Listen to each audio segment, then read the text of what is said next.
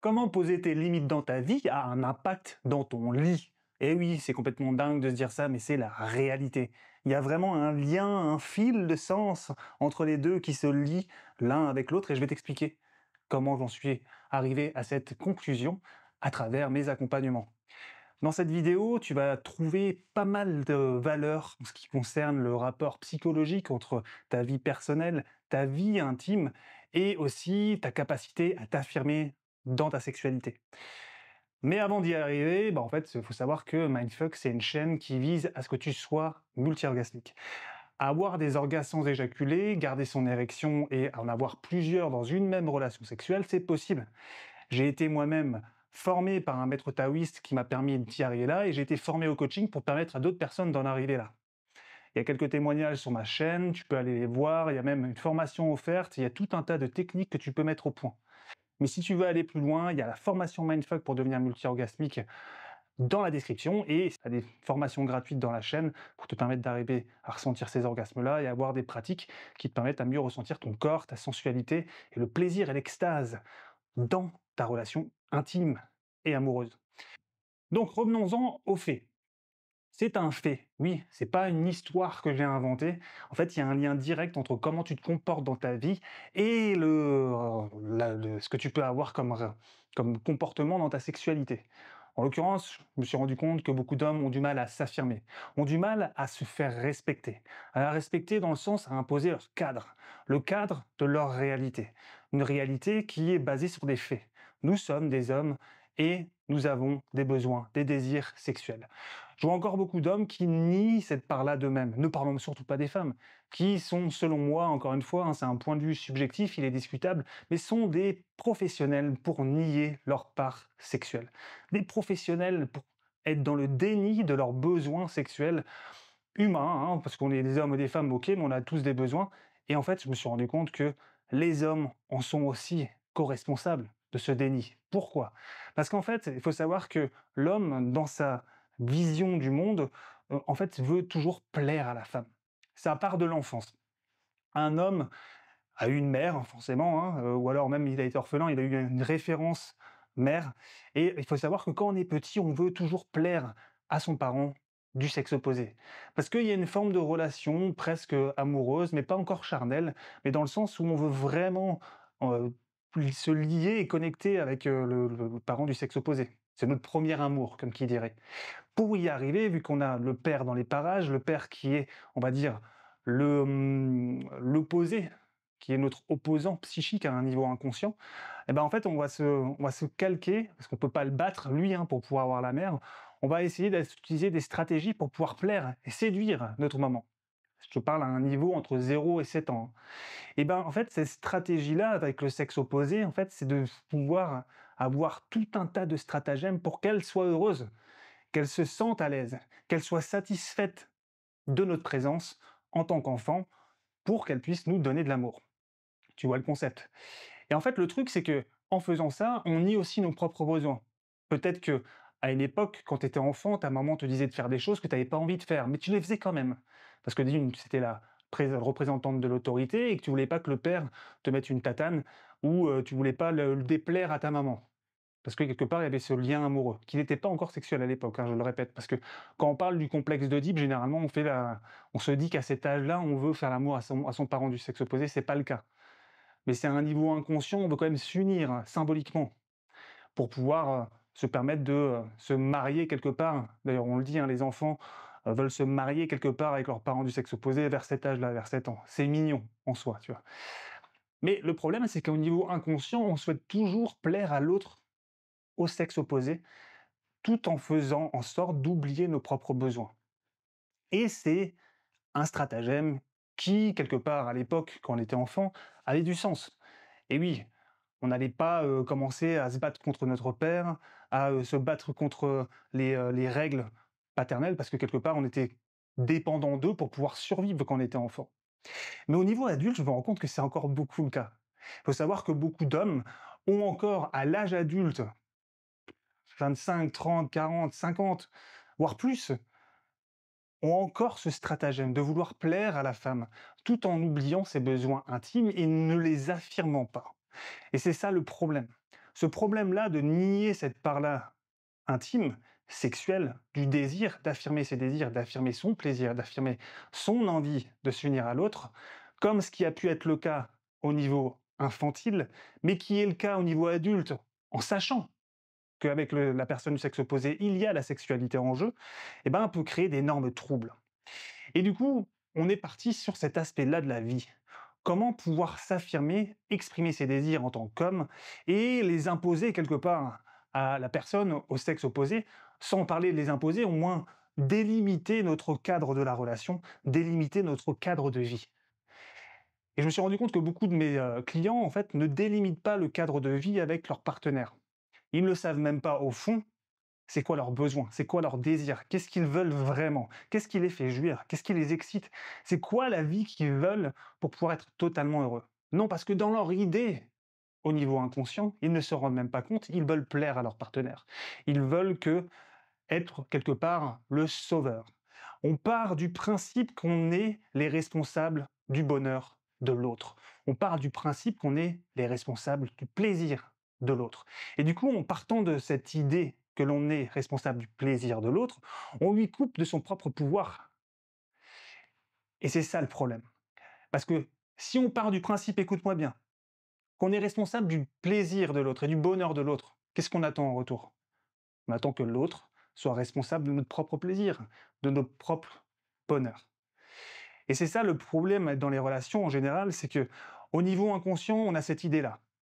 Par exemple, les femmes disent souvent: «Oh, il m'a pas fait jouir» ou il n'a pas été bon avec moi au lit» et cetera. Mais en fait, en définitive, une femme qui a envie d'avoir du plaisir au lit, c'est d'elle-même qu'il faut qu'elle se stimule, qu'elle apprenne à connaître son corps, qu'elle apprenne à connaître les anatomies de son corps, notamment le périnée, comment le contracter, comment être à l'aise dans sa conscience corporelle pour pouvoir se faire jouir avec un partenaire. Pareil, un homme qui veut tenir plus longtemps, qui va avoir plus de plaisir, il pourrait aussi dire: «Ah tiens, elle est tellement jolie qu'elle m'a fait venir en 3 minutes». Mais non, c'est lui qui s'est fait venir en 3 minutes. Pourquoi? Parce qu'il s'est pas mis assez dans son corps, dans ses sensations, pour pouvoir ressentir les niveaux d'excitation, pouvoir jauger comment s'en sortir avec ça, comment se connaître soi-même, pour pouvoir avoir une durée plus longue de plaisir, une excitation plus longue et avoir potentiellement des orgasmes sans éjaculer. D'ailleurs, il y a ma formation dans la description si tu souhaites avoir cette capacité multi-orgasmique qui est complètement, un game changer pour tes relations sexuelles. Ce que je veux dire par là, c'est qu'on part du postulat que l'on est responsable du bonheur de l'autre. On veut la séduire de notre comportement. Ce qui nous empêche de prendre nos limites et de les cadrer dans une relation. Parce qu'on veut toujours plaire à l'autre. Et dans le cadre sexuel, ce qui est important à comprendre, c'est que on se doit en tant qu'homme de respecter nos besoins sexuels. Comment on peut s'autoriser de rester avec une femme qui ne comble pas nos besoins sexuels? Comment on peut se permettre, en tant qu'homme, de ne pas se respecter à un tel point que l'on reste avec une femme qui ne donne pas la capacité de sa présence, de sa sexualité et de combler une des parts les plus importantes, qui pour moi est le ciment du couple, dans la présence corporelle l'un avec l'autre? Comment on peut faire ça? Comment on peut s'autoriser à rester dans une relation de ce type?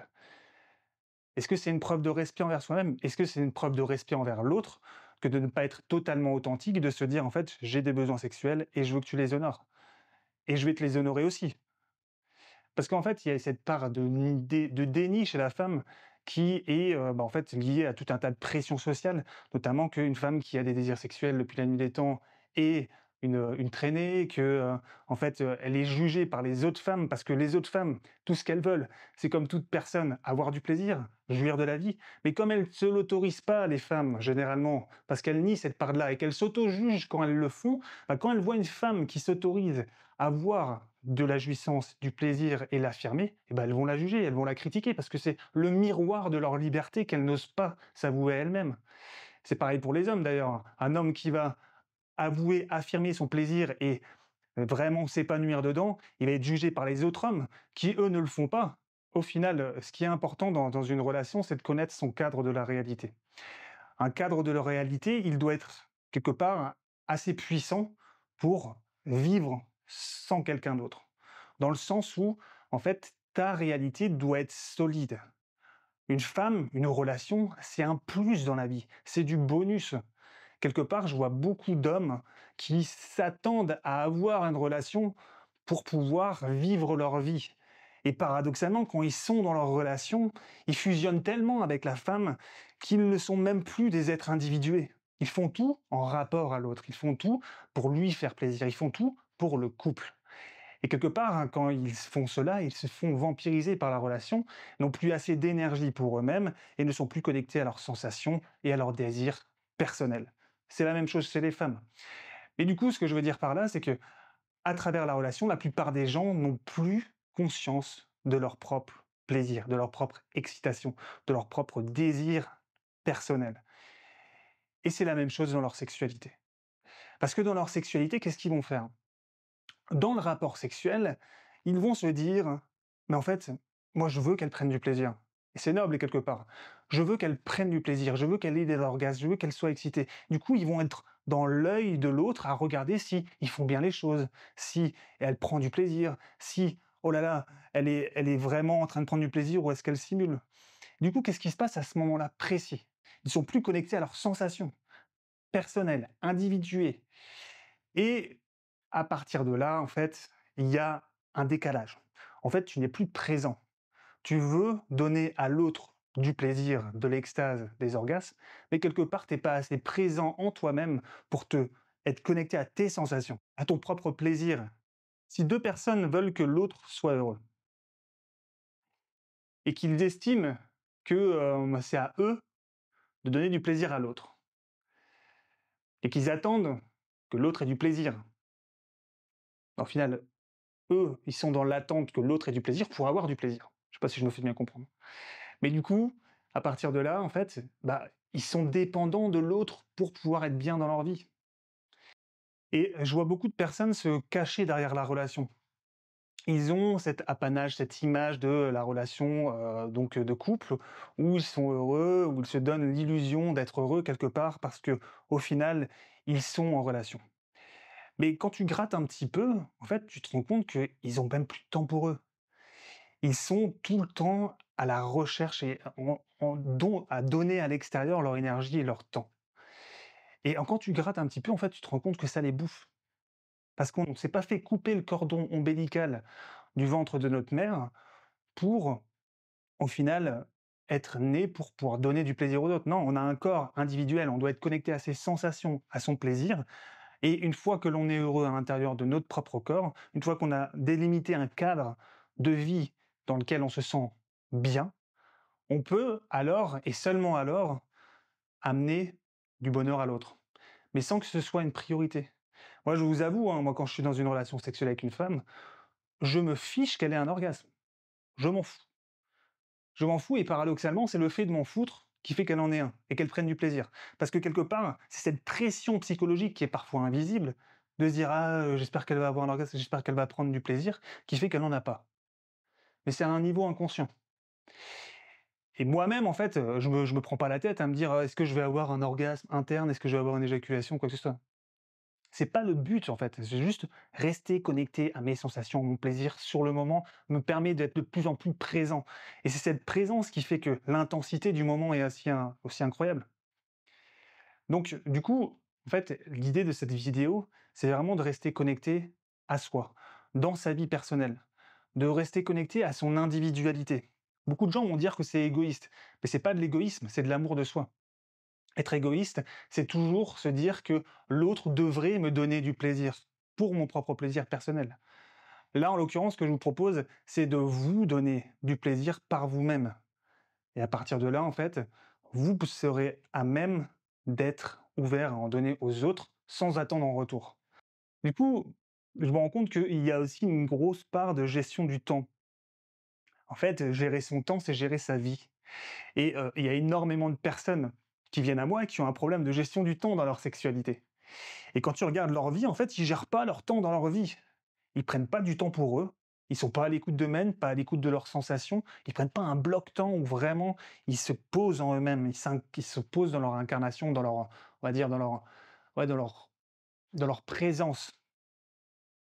J'ai pas d'autres mots pour le dire, donc c'est un peu difficile, mais si tu captes un petit peu ce qui se passe dans ma chaîne, il y a vraiment un retour au corps qui est important pour pouvoir développer une sexualité épanouie. La pleine conscience du corps. Mais ce n'est pas juste dans la sexualité, dans ton intimité, c'est dans ta vie au quotidien, en fait, que tu dois respecter ton cadre et te faire respecter ton cadre. Parce que n'importe quelle personne qui vient gratter ton cadre de bien-être, bah, en fait, quelque part, tu vas, par un système de compensation, te le faire payer. Mais c'est à un niveau inconscient. C'est-à-dire que toutes les fois où tu fais des compromis qui vont à l'encontre de tes valeurs les plus intimes, qui sont, je pense, le respect de soi, qui sont dans le sens où tu te respectes assez, ton intégrité, tes valeurs, ton bien-être dans ta vie, à chaque fois, à chaque moment où tu es dans la compromission par rapport à ça, et que tu dis oui alors que tu voudrais dire non à ta partenaire, à un collaborateur ou autre, tu vas te le faire payer d'une manière ou d'une autre. Et ça, c'est un niveau inconscient. Donc, c'est pour ça que je travaille un énorme volet psychologique et que j'ai un de mes clients là qui a fait un bond incroyable en avant, dans le sens où il s'est respecté à un tel point qu'il a su dire non à sa compagne parce qu'elle était tout le temps avec lui, dormait avec lui, etc., et qu'il voulait du temps pour lui, avoir ses routines. Et il a volontairement, il s'est affirmé en osant dire non, en osant mettre son cadre, ses limites. Et comme par hasard, dans sa vie sexuelle, qu'est-ce qui s'est passé? Changement total. En fait, il a réussi à gérer son temps avec sa partenaire dans le cadre de la sexualité. Et ça, c'est incroyable parce que tout ce qui est psychologique, ta vie psychique a un énorme impact sur ta vie sexuelle. Mais pour y arriver, bah, il faut mettre de la conscience dessus. Tu peux le mettre tout seul, mais c'est rare qu'on ait assez de métacognition, c'est-à-dire de se mettre en état de recul pour pouvoir regarder notre psyché et avoir cet état de présence à soi-même pour pouvoir transformer sa psychologie. C'est pour ça qu'on se fait accompagner en général, tu vois? Et c'est ce que je te propose de faire d'ailleurs. Si tu chaud, je t'accompagne pour pouvoir transformer ta vie. Tu seras totalement mindfuck, c'est-à-dire qu'on va transformer ton état psychique et physique pour pouvoir te permettre d'arriver vers des sommets d'extase et de plaisir et pour te faire vibrer à un tel point que tu as même pas idée. Parce que ce que je te dis, c'est réel. Tu peux arriver à un tel point de centrer sur toi, de te conscientiser ton excitation, ton plaisir, que tu peux avoir des orgasmes internes. C'est des orgasmes les plus puissants qu'un homme puisse avoir, sans éjaculer, sans perte d'érection. Et quand on arrive à là, crois-moi que quand tu arrives à ce niveau de sensation, bah, ta compagne, elle arrive aussi à voir quelqu'un qui prend énormément de plaisir. Et Dieu sait que une femme qui voit un homme prendre énormément de plaisir, ça la remplit de plaisir aussi, quoi. Au passage, je voulais parler d'une dernière chose. Ce mythe-là l'autre est responsable de mon plaisir, de mon excitation, de mes orgasmes, il faut quelque part, alors je dis il faut, tu peux faire le choix en tout cas de transformer cette croyance pour ton bien-être. Parce que personne d'autre que toi n'est responsable de tes orgasmes. Alors évidemment, il y a une collaboration parce qu'on ne fait pas tout seul, quoique tu peux aussi faire de la pratique solo. Mais je veux dire, c'est le fait que tu aies travaillé sur toi, ton corps, tes sensations et que tu aies amené à ce que cette relation sexuelle voie le jour, qui fait que tu as un orgasme. Et il y a aussi un truc à dire aux hommes, c'est les femmes qui n'ont pas d'orgasme, ce n'est pas de votre faute les mecs. Ce n'est pas Vous n'êtes pas responsable de ça. C'est que la plupart des femmes n'ont pas assez conscientiser leur sexualité. Combien de femmes ne se touchent même pas? Combien de femmes n'ont pas même ne serait-ce qu'un élan de masturbation 2 fois par semaine? Combien de femmes ne vont même pas jusqu'à, quand elles en ont envie d'un désir sexuel, aller voir des hommes pour leur dire qu'elles ont envie de faire l'amour? Combien de femmes sont dans le déni de leur sexualité et du coup après estiment que c'est à l'autre de leur donner du plaisir? Mais on ne peut pas donner du plaisir à quelqu'un qui ne s'en donne pas lui-même, comme on ne peut pas transformer la vie d'un homme qui ne commence pas à la transformer par soi-même.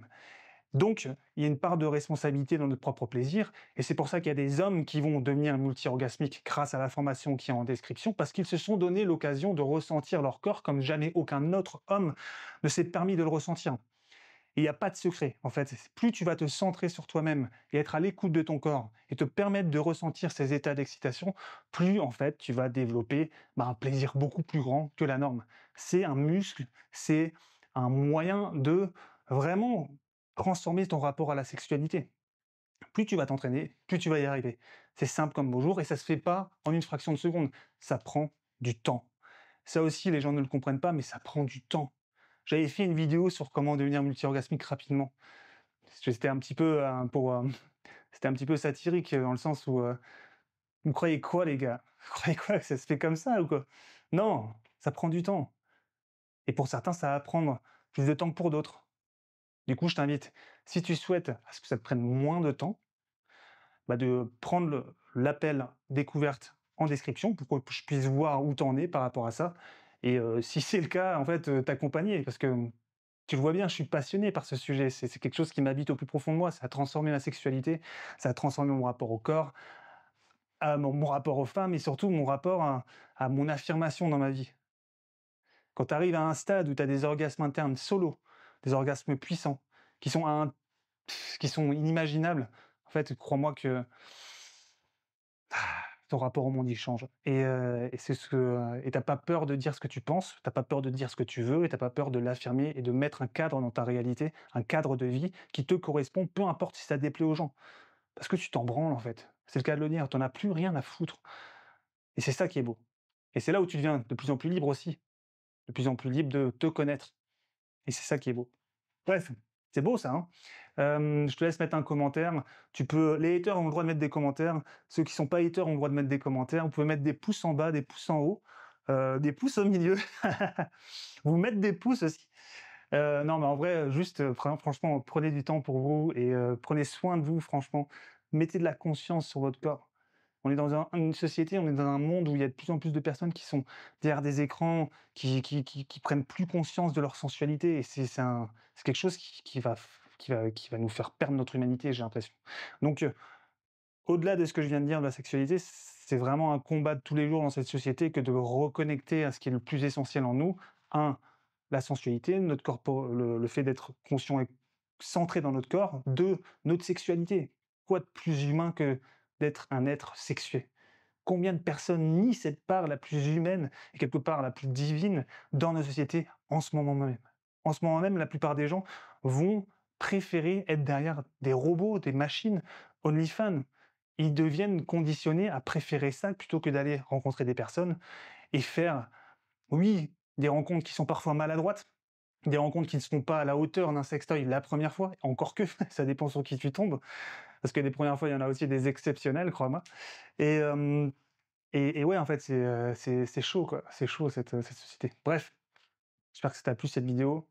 Je te souhaite de gravir des sommets d'extase et de plaisir. À bientôt.